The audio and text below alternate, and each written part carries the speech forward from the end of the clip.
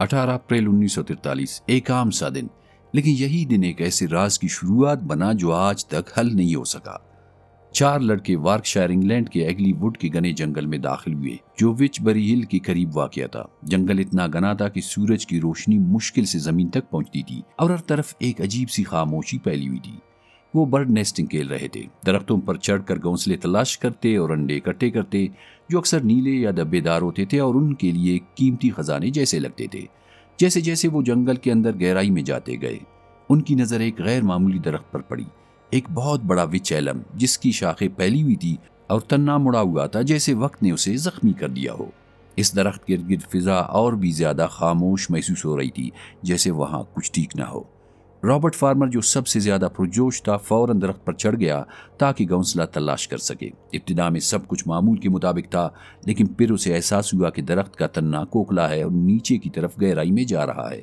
یہ دیکھ کر وہ رک گیا، جیسے اسے اندازہ ہو گیا ہو کہ اندر کچھ غیر معمولی چھپا ہوا ہے۔ چند لمحوں کی ہچکچاہٹ کے بعد اس نے جھک کر اندر جھانکا۔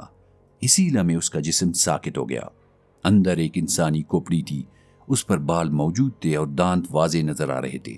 وہ منظر اتنا اچانک اور خوفناک تھا کہ رابرٹ کا سانس رک گیا اور دل بے قابو ہو کر دھڑکنے لگا۔ وہ گھبرا کر فوراً نیچے اترنے لگا۔ اس کے ہاتھ کانپ رہے تھے اور وہ تقریباً گرنے ہی والا تھا۔ جیسے ہی وہ زمین پر پہنچا، اس نے آمتے ہوئے اپنے دوستوں کو سب کچھ بتایا۔ اس کی آواز میں ایسا خوف تھا کہ باقی لڑکے بھی ساکت رہ گئے۔ چند لمحوں بعد ایک اور حقیقت نے انہیں اپنی لپیٹ میں لے لیا۔ وہ لارڈ کافم کی نجی زمین پر تھے۔ اگر یہ بات کسی کو معلوم ہو گئی تو وہ بڑی مشکل میں پھنس سکتے تھے۔ اس خوف نے ان کے ذہن میں اتنا اثر ڈالا کہ انہوں نے فوراً وہاں سے بھاگنے کا فیصلہ کیا۔ وہ بغیر پیچھے دیکھے جنگل سے نکل گئے، لیکن جو انہوں نے دیکھا تھا وہ ان کے ذہن سے نہیں نکل سکا۔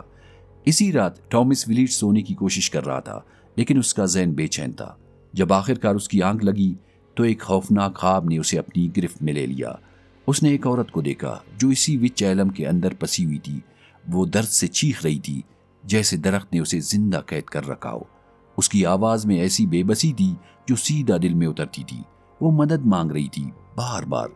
ٹامس نے چیخنے کی کوشش کی، لیکن اس کی آواز اس کے گلے میں رک گئی اور وہ کچھ نہ کر سکا، صرف دیکھتا رہا۔ اگلی صبح ٹامس خوف سے کانپ رہا تھا۔ وہ مزید خاموش نہ رہ سکا۔ اس نے اپنے والدین کو سب کچھ بتا دیا، جنگل، درخت اور وہ خوفناک منظر جو انہوں نے دیکھا تھا۔ بات سن کر اس کے والدین سنجیدہ ہو گئے اور فوراً مقامی پولیس کو اطلاع دی۔ کچھ ہی دیر میں پولیس ایگلی ووڈ پہنچ گئی۔ وہ سیدھا اس وچ ایلم کے درخت تک گئے۔ درخت کے کھوکھلے تنے کی جب جانچ کی گئی تو اندر انسانی جسم کے باقیات ملے، ایک عورت کی ہڈیاں، ایک سونے کی شادی کی انگوٹھی اور کچھ بوسیدہ کپڑوں کے ٹکڑے۔ یہ منظر چونکا دینے والا تھا۔ ایک لاش جو اتنے عرصے سے درخت کے اندر چھپی ہوئی تھی، لیکن کسی کو خبر تک نہیں ہوئی۔ مگر یہ تو صرف شروعات تھی۔ پولیس نے ارد گرد کی علاقے کی تلاشی شروع کی۔ کچھ ہی فاصلے پر مٹی اور سوکھے پتوں کے درمیان انہیں ایک اور چیز ملی، ایک کٹا ہوا انسانی ہاتھ۔ یہ دیکھ کر کیس مزید پراسرار ہو گیا۔ پولیس نے نتیجہ نکالا کہ قاتل نے ہاتھ کاٹ کر الگ پھینکا تھا اور باقی جسم درخت کے اندر چھپا دیا تھا۔ فرانزک جانچ نے ایک اور چونکا دینے والی بات سامنے لائی۔ عورت کو تقریباً 1.5 سال پہلے قتل کیا گیا تھا، یعنی اس کی موت اکتوبر 1941 کے آس پاس ہوئی تھی۔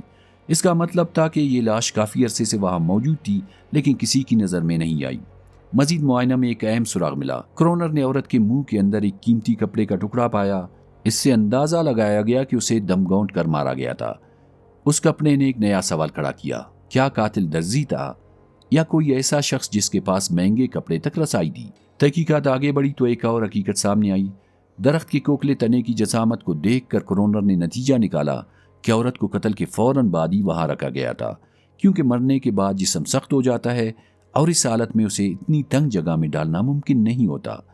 پولیس نے موجود شواہد کی بنیاد پر عورت کی شکل کا اندازہ لگانے کی کوشش کی، لیکن ایک بڑی رکاوٹ سامنے آئی۔ اس وقت دوسری جنگ عظیم جاری تھی۔ جرمن بمباری کے باعث ہزاروں لوگ لاپتہ ہو چکے تھے۔ ریکارڈ اتنے زیادہ تھے کہ کسی ایک شخص کی شناخت کرنا تقریباً ناممکن ہو گیا تھا۔ پھر بھی کوشش جاری رہی۔ سینکڑوں لاپتہ افراد کی رپورٹ سے موازنہ کیا گیا، لیکن کوئی نتیجہ نہ نکلا۔ دانتوں کے ماہرین سے رابطہ کیا گیا تاکہ عورت کے دانتوں کے پیٹرن کی شناخت ہو سکے، مگر وہاں بھی ناکامی ہوئی۔ کوئی بھی ریکارڈ اس سے میل نہیں کھاتا تھا۔ عورت کون تھی؟ یہ سوال جواب کے بغیر رہ گیا۔ وقت گزرتا گیا، مگر یہ کیس لوگوں کے ذہنوں سے نہ نکلا۔ خوف اور تجسس ساتھ ساتھ بڑھتے رہے۔ پھر 1944 میں ایک نئی اور چونکا دینے والی بات سامنے آئی۔ ایگلی اوبلیسک کے قریب ایک دیوار پر کسی نے ایک جملہ لکھا تھا، "او پٹ بیلا ان دا وچیلم"، یعنی بیلا کو اس درخت میں کس نے رکھا۔ یہ صرف ایک جملہ نہیں تھا، یہ ایک اشارہ تھا، جیسے کسی کو سچ معلوم ہو اور وہ سچ اب بھی کہیں چھپا ہوا ہو۔ وقت گزرتا گیا مگر کوئی واضح جواب سامنے نہ آ سکا۔ اس کی ایک بڑی وجہ یہ تھی کہ اس وقت دوسری جنگ عظیم جاری تھی اور پورا برطانیہ جنگ میں مصروف تھا، اس لیے یہ کیس آہستہ آہستہ پس منظر میں چلا گیا۔ لیکن سوال وہی رہا، وہ عورت کون تھی اور اسے درخت کے اندر کس نے چھپایا؟ وقت کے ساتھ مختلف نظریات سامنے آنے لگے۔ ایک نظریے کے مطابق یہ لاش برمنگم کی ایک عورت کی تھی جسے لوگ لوبیلا کے نام سے جانتے تھے۔ کہا جاتا ہے کہ وہ 1944 میں لاپتہ ہوئی تھی۔ اگر یہ سچ تھا تو ایک نیا سوال پیدا ہوتا ہے، دیوار پر لکھنے والے کو یہ نام کیسے معلوم ہوا؟ کیا وہ قاتل تھا یا کسی ایسے شخص کو جانتا تھا جو سچ سے واقف تھا؟ پھر ایک اور کہانی سامنے آئی۔ اس بار نام تھا جیک موسو۔ وہ ایک ذہنی اسپتال کا مریض تھا اور اکثر ایک عجیب خواب کا ذکر کرتا تھا۔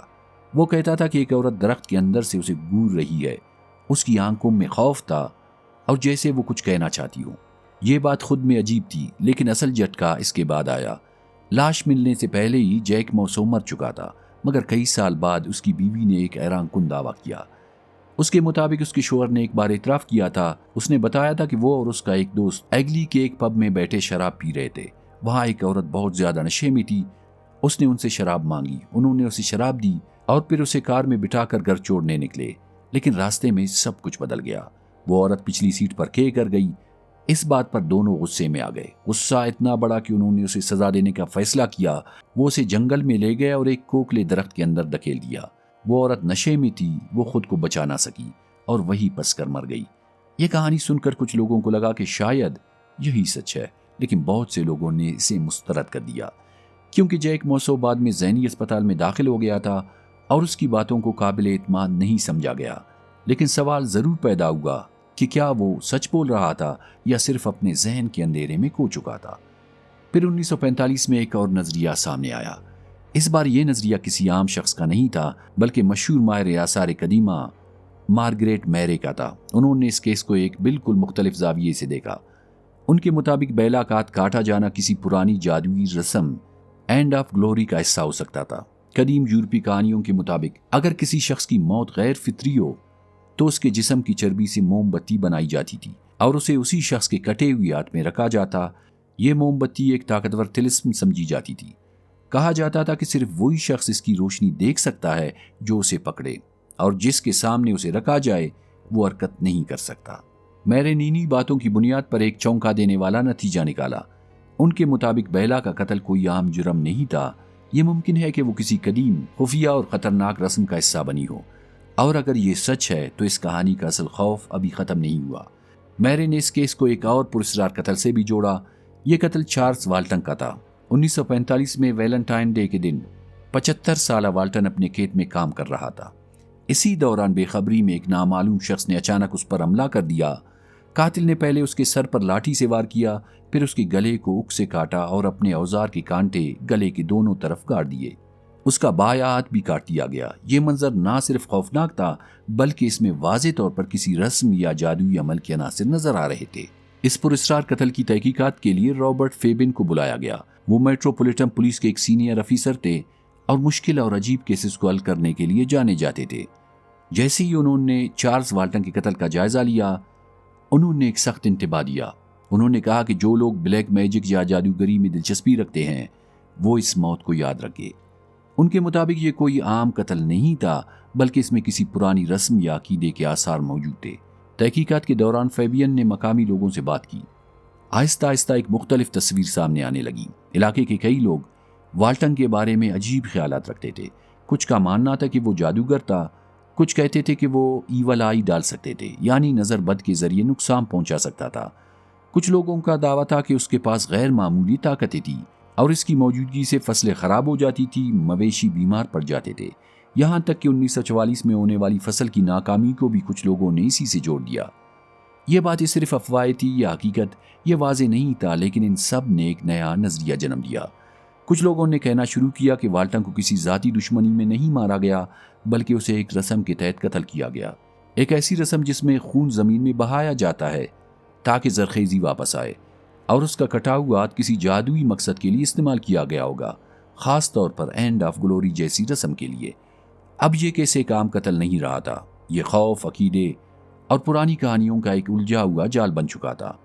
آخر میں ایک ہی نظریہ ایسا بچا جسے مکمل طور پر رد نہیں کیا جا سکا، وہی نظریہ جس میں جادوئی رسم شامل تھی، بیلا کا کٹا ہوا ہاتھ، اس کا جسم درخت کے اندر چھپایا جانا اور چارلس والٹن کے قتل سے ملتی جلتی نشانیاں، یہ سب ایک ہی طرف اشارہ کر رہے تھے۔ یہ کوئی عام قتل نہیں تھا، شاید یہ کسی قدیم رسم کا حصہ تھا، لیکن سچ آج بھی پردے میں ہے۔